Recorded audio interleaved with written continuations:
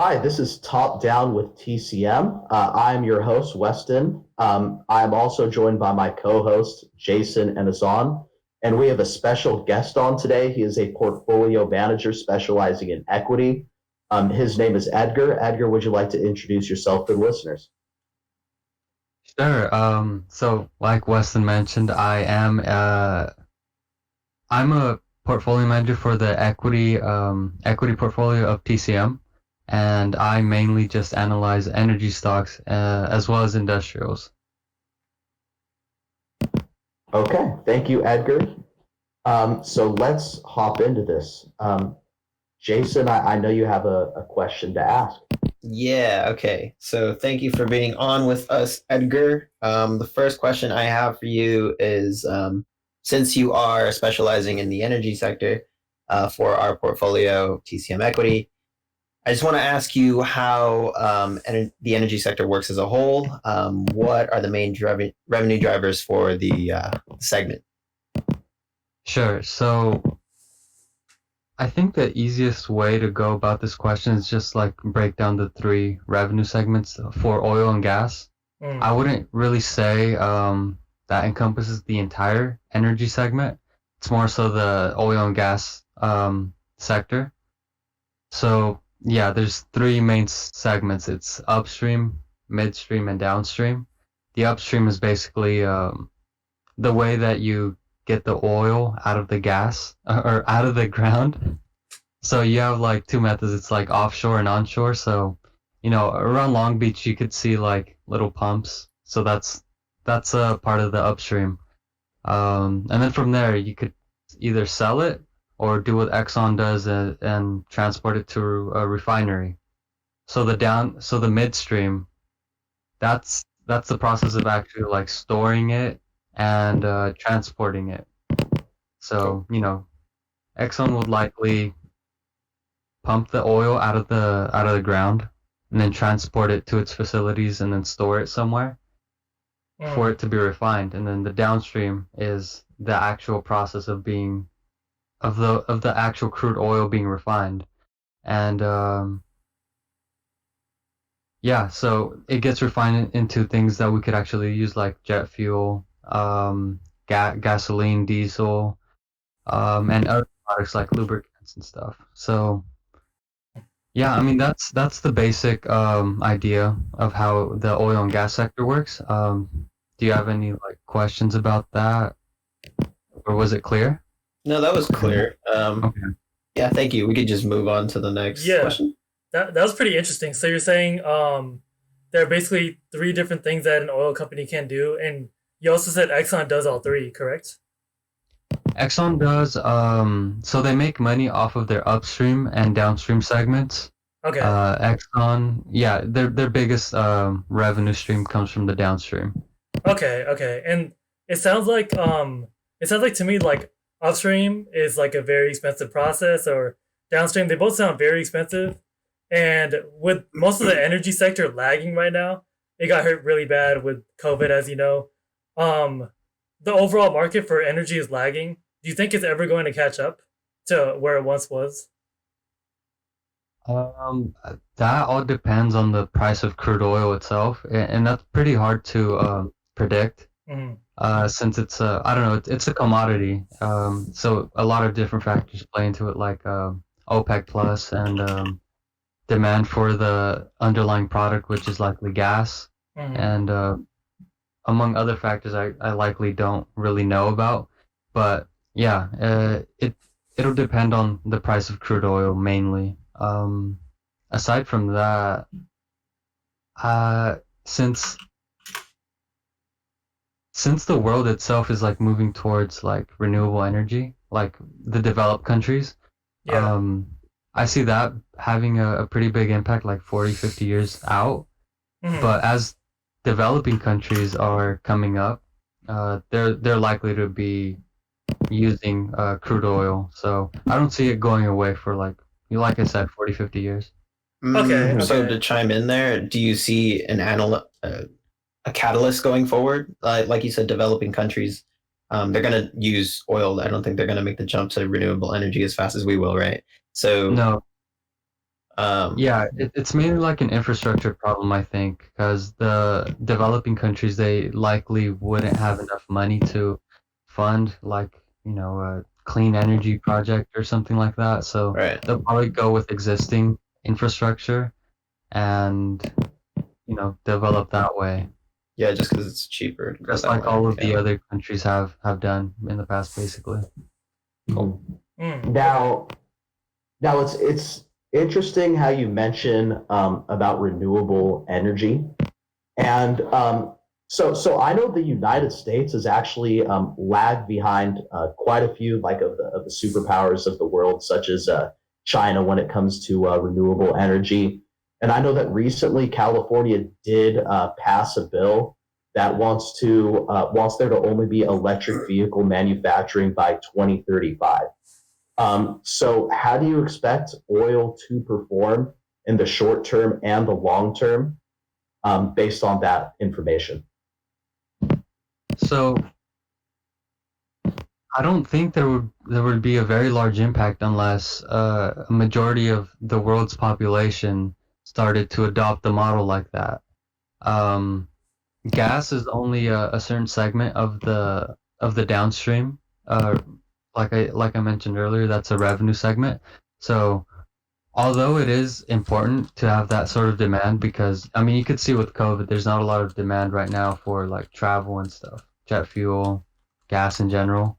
So it's severely depressed the prices, but because California is only a pretty tiny portion of the world's population, I don't see it affecting it very terribly, honestly, going forward. In the short term, I don't know. I mean, there could be like some short-term noise that wouldn't really affect the long term. So, yeah, in the long term, like I said, it probably won't affect it until like, 40, 50 years out. Hmm. Okay, so interesting. So it's still going to be here, even though there's like a lot of competition for it. That's pretty interesting because I would have known that if I wasn't working on energy specifically. And that Yeah. kind of leads to my next question: is what have you learned about energy, or what have you learned in your sector after joining TCM? Yeah, so I mean, before that, I didn't really know a lot because the sector uh, wasn't really my responsibility at all. So uh, coming into it Mm, after, being in the program, um, I mean, there's a lot to know about energy and the different assets. So um, one thing that I learned is that E&Ps, which are exploration and production companies, that's mainly in the oil and gas sector. okay. They have the exploration part, right? So they go out to learn where oil reserves, and then how to extract it cheaply. Sometimes they're successful, other times they're not. They come up short with like a dry oil well or something. Um, there's that, and then there's other aspects that I briefly researched about, like proved and unproved reserves. But like I said, I don't have a ton of knowledge on that. But um, I mean, another thing that I learned was what I mentioned earlier, which is the Hmm. different revenue segments. Um, but Hmm. whenever something like that happens, like if they come up dry, to a dry well, they get to like write off on assets. So if you look on like an income statement, I think it's pretty much a write off on the income statement, like a huge write off. So quarter over quarter, you might see like a very big negative, and it'll likely trace back to something like that. So I mean, that's Okay. another little interesting factor that I learned. Nice. Nice. It seems like all Um, these like little factors can attribute to like something much different, like a premium on a valuation versus like a discount because of all these little factors. Like I didn't know about the write offs. That's pretty Hmm. interesting. Sounds like there's like a lot to learn in energy in general. Yeah, definitely. I mean, I'm still learning now, so yeah. nice. Nice. So I kind of want to transition away from the topic of energy And just kind of talk about what your thoughts are on short and long-term investments. So first, let's start with what is your definition of a short-term investment, like your time horizon, and what is the definition of a long-term investment? Well, if I'm investing for myself, then short term could really mean very short term, like 6 months.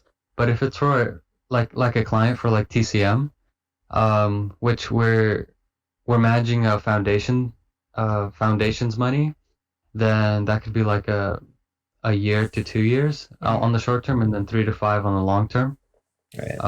But yeah, for myself, it's like 1 to 2, like 6 months, or 3 to 6 months on the short term, and then like 1 year plus on the long term. That's how I would define it for myself. Cool. So I like how you gave me two definitions because it really does depend on who the client is, risk preferences just in general. But another question to add on to that is based off of your own preferences and, like our client is the short term is probably like 1 year. What sectors are you bullish on in the short term for both yourself and our client? And also long term. So short term, I wouldn't really say short term because whenever you get into a position, you would expect it to do well over the long term until probably it hits the target price, which likely I don't know. Whenever you come up with the target price, it could change over time. So consensus estimates mean an average of other analysts' work whenever they value a company. So they use whatever valuation methods they deem appropriate. Then they come up with a fair value per share of what the company should be worth today. And then they basically take all of those and then average them out, and that's a consensus target price. Mm-hmm. So yeah, like I was saying earlier, I said that once earnings come out, there's basically new information. There's an 8K, possibly like a 10Q, and it's new information to take into account, and this is probably why you would see like a jump in consensus estimates. Edgar, you were talking about the importance of like looking at a price target and coming up with your own valuation of what a price of what a stock is worth today. At what point would you consider selling that stock that you purchased? So like in capitalizing on those gains, when do you know when to sell that specific stock? I would say the biggest factor to take into consideration is the industry. So if the industry is improving and the company's fundamentals are improving, such as like margins, then I would say you kind of have to keep it unless it's the reverse, like the fundamentals are deteriorating and the industry doesn't look like it's, say, in a growth phase or it's declining, then I would say sell it. But I mean, if you're in it for the long term, I wouldn't say sell it. Just wait for it to play out for the reasons that you initially bought it for. It's interesting to hear that you were telling us short term and long term. Short term is around 6 months to a year, especially for like the firm that you work at. And I kind of wanted to link that with a subject that I know that you and I are both kind of passionate about. It seems like with data science being a more popular thing that's involved with finance and the investment banking industry, short term could be like a day or it could be a couple seconds because of all these algorithms and all these um all these robots that are trading really quickly. So I basically wanted to ask you, how do you think data science is going to affect the finance industry? So I think data science really has more of a application in portfolio management. So I mean, you're very familiar with Tableau. I mean, yeah, we've talked about it. Yeah. So I think something like that could have some like positive effects. Um, but in Mhm. terms of like you know, trading like at very high frequencies, that's more so like something like a quantitative analyst um put together, I guess. Okay. Uh, that's more of like market making. But in terms of like data science and would you say like data mining and stuff like that it would be a part of that? Yeah, I would say so. Data mining and just like complex analysis using programming languages. Okay, yeah. So I mean, the industry is pretty old, so Yeah. I think they're pretty resistant to that sort of thing. But I Mhm. think I don't know, that's just the direction that we're headed to. So I That's mean, true. I That's true. either they get with the the newer stuff or they lose out on alpha. So True. True. they kind of yeah. So yeah, a lot of the firms like quant firms, some of them have like pretty good like I don't know what to call them honestly, like algorithms or AI to trade with Yeah. or manage their money with.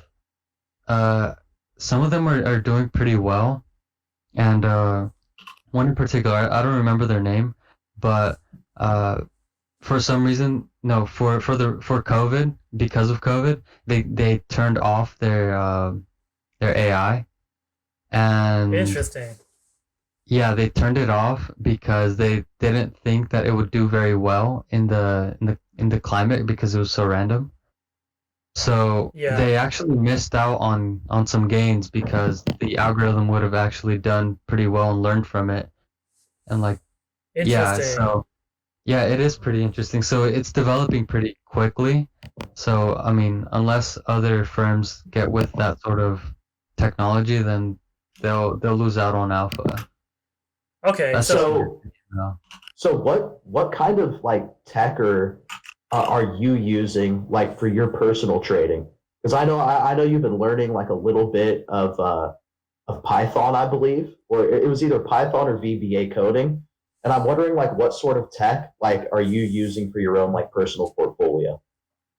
Like, So I mean, I'm really just playing around with my own portfolio using R. It's a statistical programming language.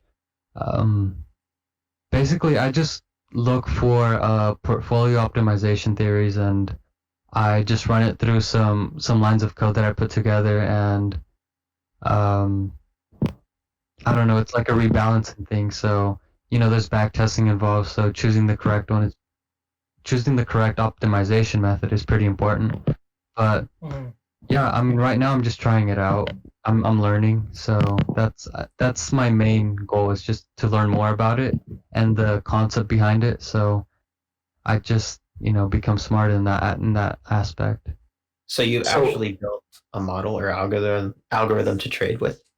Well, there's a lot of code just out there already, and I just learn from it, and then I apply whatever I believe is relevant to my portfolio. I see. Yeah. Very awesome. cool. Okay. So you were talking a little bit about how you use data science and algorithms to make trades in your portfolio.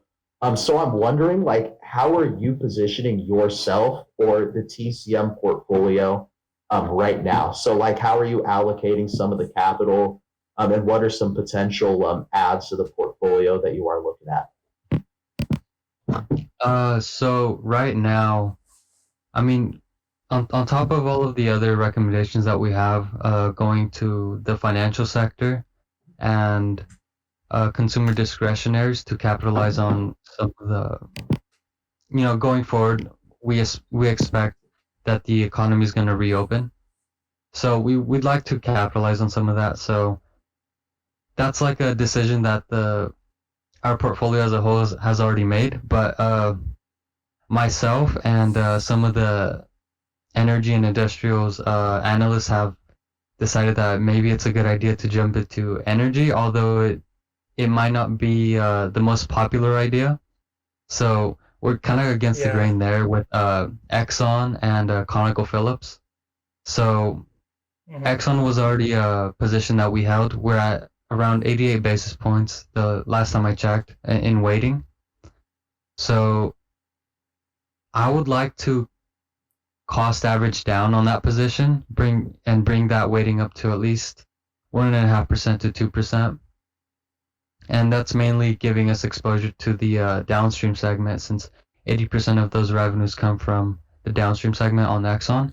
And then to capitalize on a possible oil recovery going into 2021, I want to be really exposed to a more upstream. So that's where ConocoPhillips comes in. They have really good liquidity ratio, such as their current ratio, quick ratio.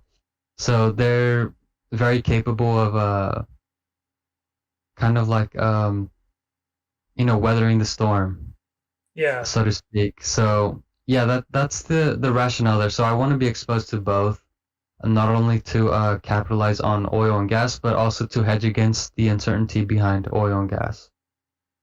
Mhm. Yeah, I mean that's the main rationale. Very contrarian. Nice. Yeah. I mean, it takes like a bold person to be willing to like take that jump and invest in something no one else wants to do. But that's very interesting. Do we have any more questions that we want to ask him, or do you want to talk about anything that you feel like we haven't covered? I don't know. I found your line of questioning pretty thorough. It was pretty nice to go over some of these topics, so I appreciate it. But yeah, I mean nothing from me, honestly. Of Cool. course, it was such a joy to have you here. Thank you. And down with TCM. We hope you had a good day and see you next week. Nice. That did it.